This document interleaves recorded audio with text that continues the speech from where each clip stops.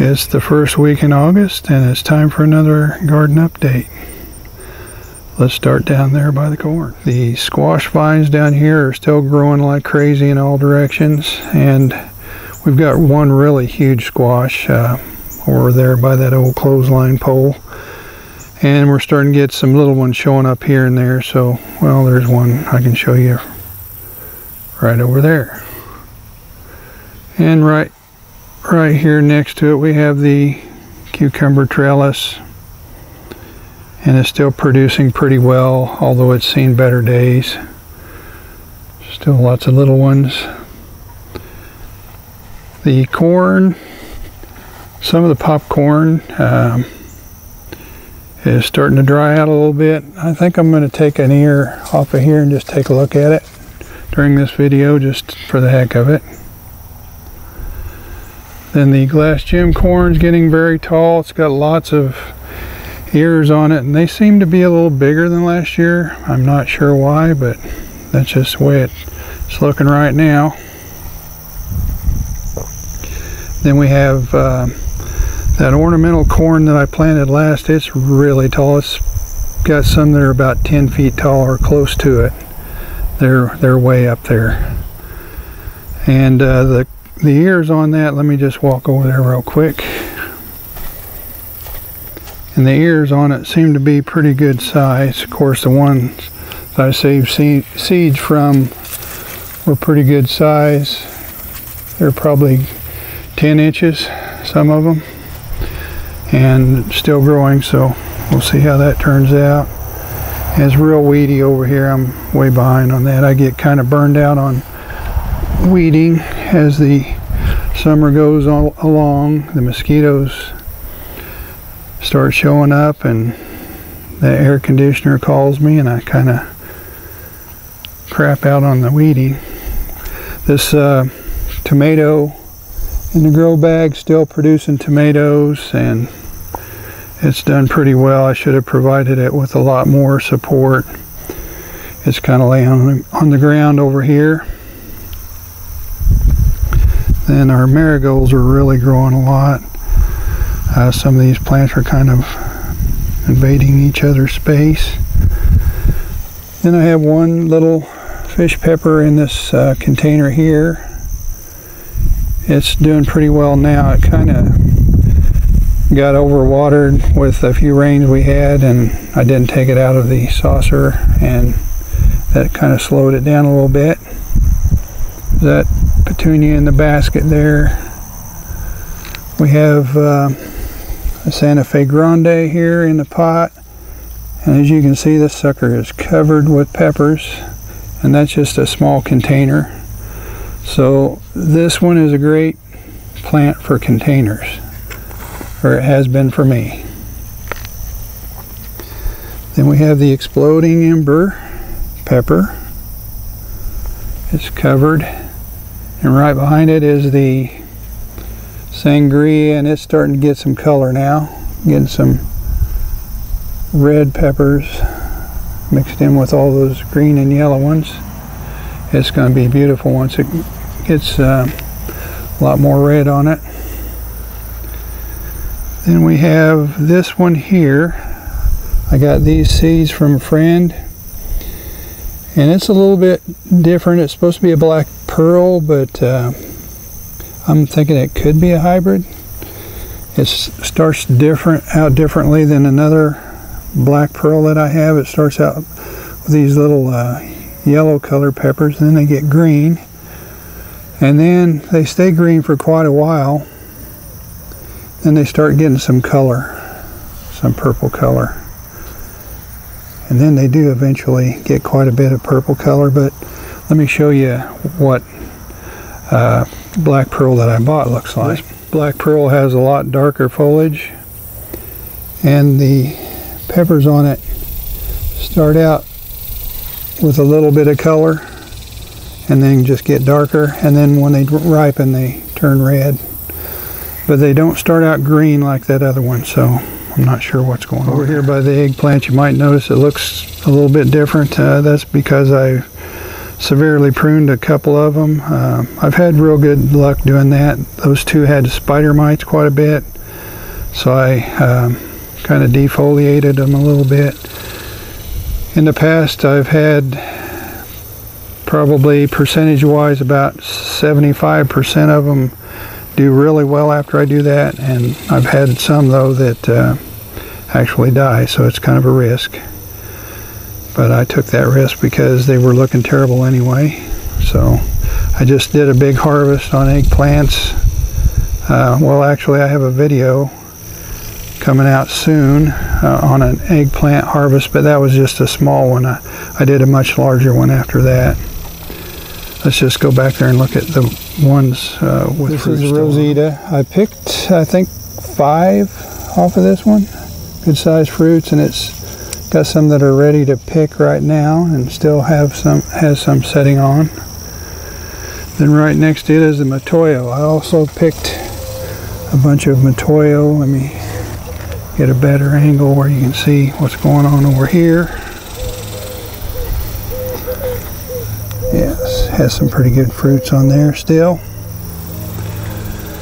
And then while we're out here, this is the eggplant that I have a long purple grafted onto an Ichabod 2, and I just picked a bunch off of it, including one long purple, so it produced 2 different kinds of eggplants on one plant. The ghost pepper is really tall, and the storm kind of just bent it over, and it's not looking so great, but it's better than it was. And it does have some small peppers on it here and there. I think it's going to be loaded later in the season. Excuse me. Then the poblano, I still need to tie up some more of it. Kind of laid down during the storm, but it's produced some nice peppers on it. Still got a bunch of little ones, even some up the top, so it's producing really well. And here's the jalapeno.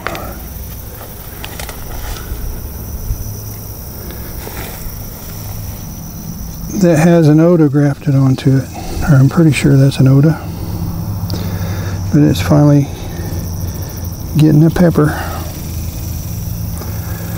And right next to it is, that's Violet Sparkle. It's got quite a few peppers on it, one ripe one I need to pick. And next to it is a Buena Mulata. It's finally starting to get a few little peppers on it, but it needs to be staked also. Then this volunteer pepper, I think this is a red cayenne pepper by the looks of it. And I just now noticed right above it is a cicada, and I can hear one in the background. And there was, the cat was playing with one in the driveway this morning also. And then these leaves here are that squash, which is planted way over there on the other side of the corn. And it's already made it over here. And that's another thing I forgot to mention. I cut back a lot of the squash vines that were invading this part of the garden. I let this one grow that was back here by the fence. I'm going to let it run along the fence. And the pole beans. Lots of little ones. We're going to be really picking a lot of beans before too long. Right next to it is the fish pepper. I had to stake it because it was laying on the ground. I'm lucky it didn't break. But it's a pretty pepper. It's got that variegated foliage, and interestingly the peppers have streaks of white in them too. So it's a very interesting looking pepper. as well as being edible. Kind of a edible ornamental, you might say. Then this is one of my little fun projects, if I can move around without breaking something. This is another pepper I need to stake up. It's a Oda. It's leaning against this plant, but this plant has hybrid peppers. It was a cross with an Oda and another pepper, a hot pepper. Then I grafted a Chinese 5-color pepper. Let me see if I can show you the graft without messing something up. It's way down here somewhere. Oh, okay. I left the clip on so I could find the graft.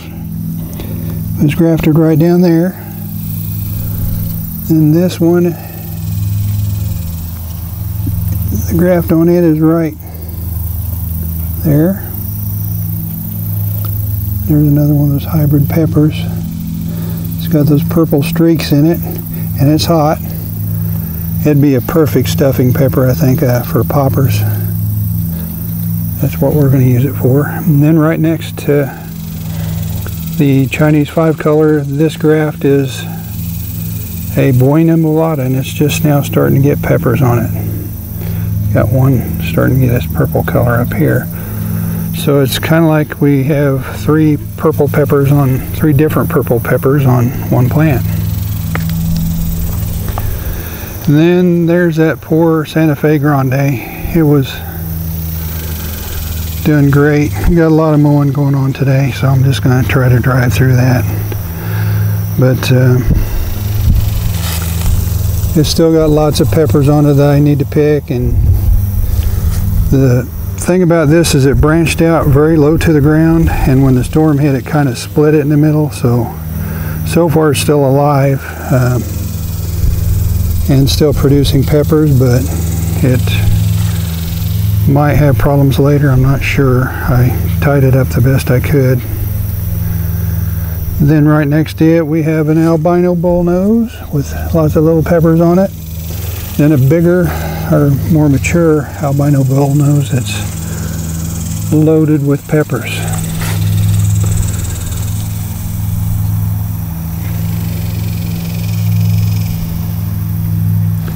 And then right there's some of the zinnias that I planted, second generation, trying to see if I can get them to flower before it frosts. And they're from one of these flowers. You can see that I pulled out a couple of tomato plants, and that cucumber vine back there on the trellis, it's seen better days. It's still producing, but I might just pull that out soon, not sure. This is our Cherokee purple. It's one of the ones I covered with the shade cloth. It's got some decent sized tomatoes up the top here and some little ones, some more little ones back there, and then this branch over here kind of laid over from the weight during the storm, and it's got some little ones on it. But at least we'll have some tomatoes late, so that's a good thing. Then right next to it we have a branch that laid over from the cage next to it, and this is one of my grafts that I did earlier this year, and that's a solar flare, and it's got a few tomatoes on it. Now let's go over the other side and see. It's also got a few tomatoes up the top, not a whole bunch, but every little bit helps. We'll at least get a few, so that's good. I think we'll take a look at this one. There's what it looks like, and it looks like we did get a little bit of cross-pollination from the gem corn. It's interesting, just a few kernels, but I'm kind of looking forward to seeing how these pop.